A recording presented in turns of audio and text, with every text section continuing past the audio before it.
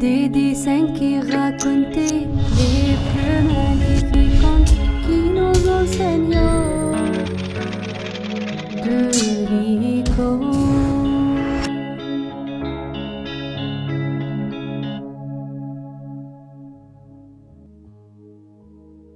Notre icône pour aujourd'hui va nous parler de Jeudi Saint, où Jésus institue le sacrement de l'Eucharistie.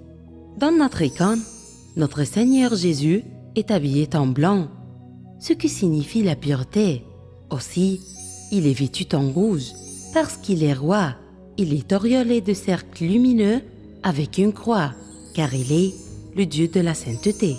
Voyons cette maison, c'est le cénacle de Sainte Marie et son fils Marc, où Jésus célébra la première Eucharistie.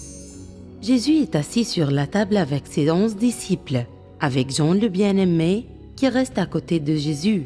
Les disciples sont auréolés de cercles lumineux parce qu'ils sont des saints. Nous voyons le disciple qui reste loin de Jésus. C'est Judas Iscariote qui assurait le rôle de trésorier. Livre Jésus au grand prêtre de Jérusalem et obtient pour cela 30 pièces d'argent. Jésus prit du pain et après avoir rendu grâce, il le rompit et le donna aux disciples en disant « Prenez, mangez, ceci est mon corps ».